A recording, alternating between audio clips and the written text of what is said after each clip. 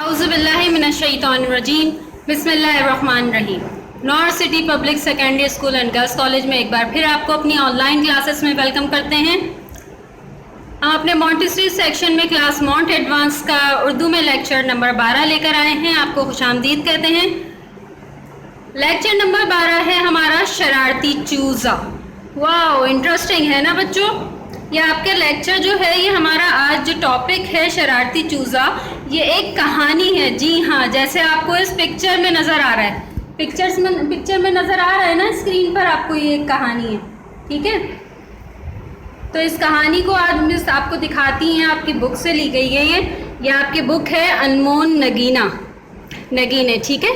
یہ اردو کی بک ہے آپ کی، اخلاقی کہانیاں اس میں یہ جو اسٹوری ہے آپ کی، یہ پیج نمبر 11 پر ہے، شرارتی چوزا۔ صحیح ہے، مرغی ہے، مرغی کا بیٹا یعنی کہ جو چوزا ہے، اس کا ہے شرارتی چوزا۔ اب ہم پڑھتے ہیں اور جانتے ہیں اس کہانی میں ہمیں کیا بتایا جا رہا ہے۔ تو دیکھتے ہیں۔ ساہیوال کے کھیت میں ایک مرغی رہتی تھی جس کا نام منمن تھا۔ منمن مرغی نام تھا اس کا، یعنی کہ ساہیوال کے جو کھیت میں ایک مرغی تھی، اس کا نام کیا تھا؟ منمن مرغی۔ تو یہ جو منمن مرغی تھی، اب اس کا آگے پڑھتے ہیں۔ اس کا ایک چوزا تھا جسے سب چنمن کے نام سے پکارتے تھے۔ کس نام سے پکارتے تھے؟ چنمن کے نام سے۔ مرغی کے بیٹے یعنی کہ مرغی کا جو بچہ تھا چوزا، اس کو کس نام سے پکارتے تھے؟ منمن کے نام سے پکارتے تھے۔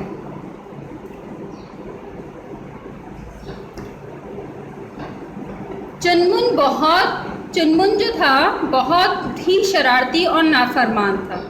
جب دیکھو تب ایک نئی شرارت کر لیتا تھا۔ یہ آپ کی بک میں سے پڑھ رہی ہیں، یہ اگر آپ بک کو دیکھیں تو یہ رہا۔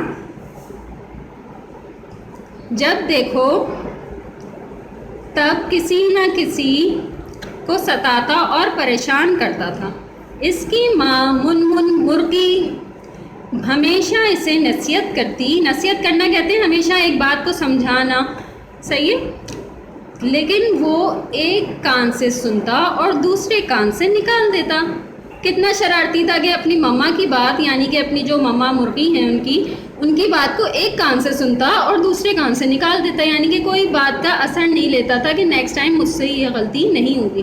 اس طرح کی تو کوئی بات ہی نہیں تھی نا اس میں، بس وہ شرارتیں کرتے رہتے تھے اور سنتے نہیں تھے، سمجھتے نہیں تھے۔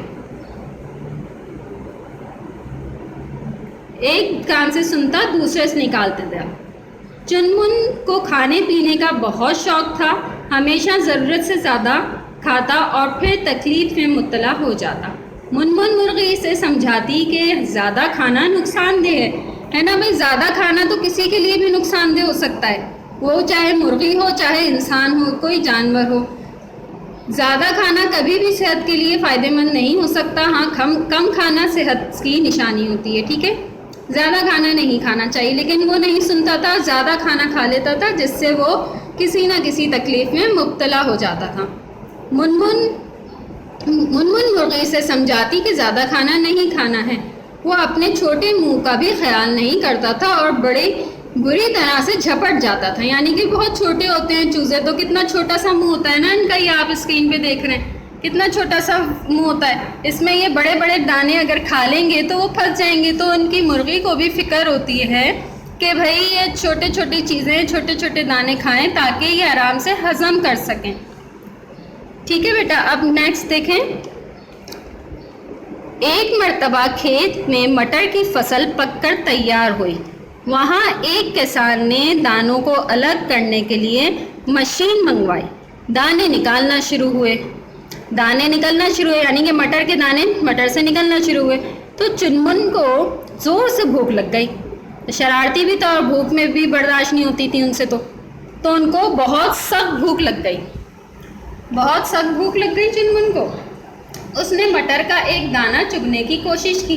دانہ چکنا ہونے کی وجہ سے چونچ میں تو چلا گیا، لیکن منہ چھوٹا ہونے کی وجہ سے اندر کی بجائے حلق میں جا پھنسا۔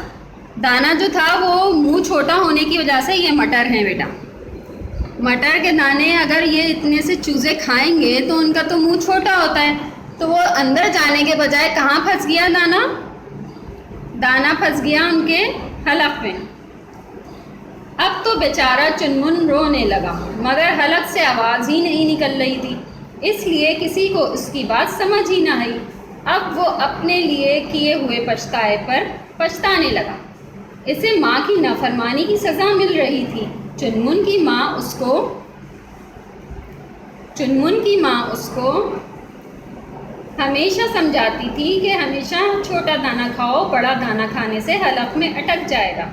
अटक जाने की वजह से वो अपनी और दाना जब उसके हलक में अटक गया तो वो अपनी माँ से भी कुछ नहीं बोल पा रहा है ना भाई। इतना बड़ा, ये देखें स्क्रीन पर आपके आ रहा है, चुनमुन जो है मटर के दाने खा लिए हैं इन्होंने और इनके फंस गया है, तो वो अपनी अम्मी से भी नहीं कह पा रहे, यानी कि मुर्गी से भी नहीं कह पा रहे कि मैंने ये दाना खा लिया है और मैं परेशान हो रहा हूँ, कुछ बोल ही नहीं पा रहे, इनके हलक से आवाज़ ही नहीं निकल पा रही। मुनमुन मुर्गी ने अपने शरारती बेटे चुनमुन को इस तरह खामोश बैठे देखा तो बहुत हैरान हुई। जाहिर सी बात है, मुनमुन तो कभी खामोश होते ही नहीं थे चुनमुन तो वो बड़ी हैरान हुई मुर्गी के ये किस तरह से खामोश हैं आज। तो करीब आई और इसकी आंखों से टप टप आंसू नज़र आए। जब भी कोई चीज़ फंस जाती है हलक में डायरेक्ट आंसू नज़र आते हैं ना, इसी तरह चुनमुन के भी आंसू नज़र आने लगे टप टप।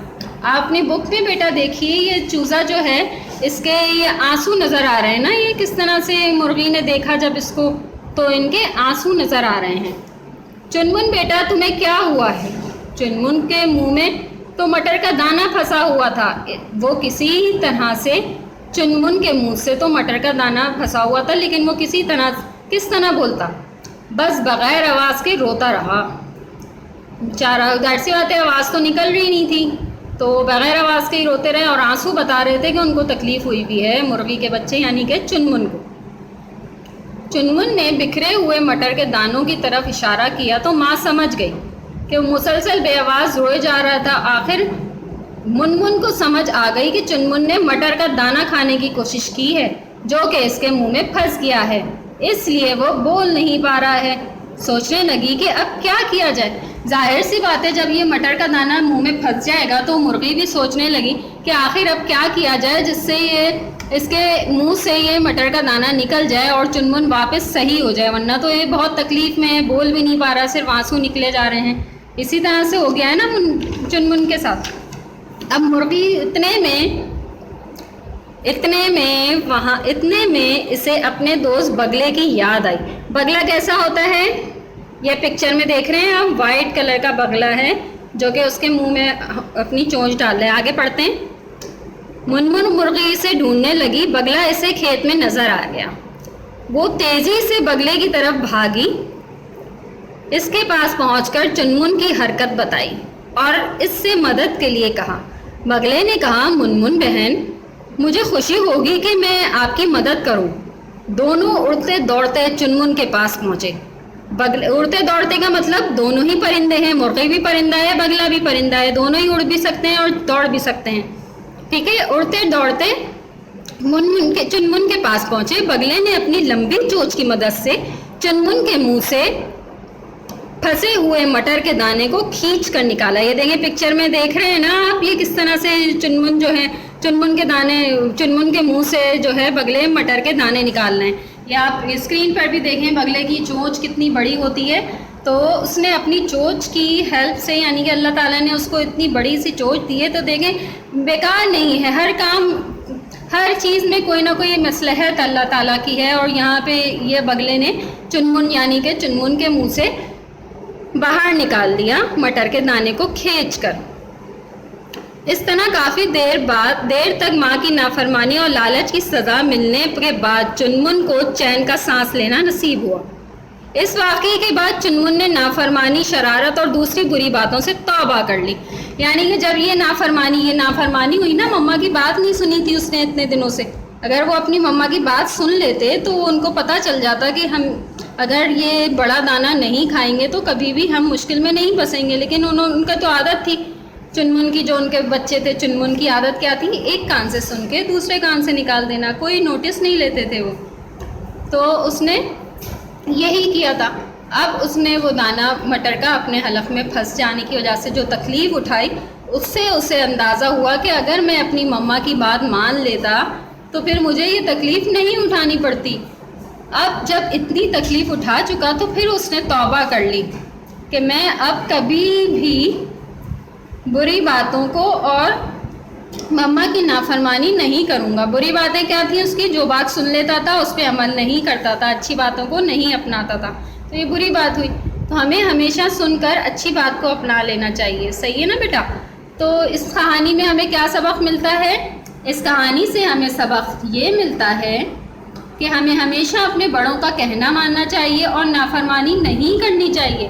ہم اگر اپنے بڑوں کا کہنا مانیں گے تو یقیناً ہم کسی بھی بری مشکل سے بچ سکیں گے، بڑی مشکل سے، ورنہ تو ہمیں کوئی نہ کوئی مشکل آ سکتی ہے. آج جو ہم نے لیکچر 12 میں جو یہ ٹاپک اپنا شرارتی چوزا کہانی، اس کو پڑھا اور جانا جو آپ کی کتاب میں ہے.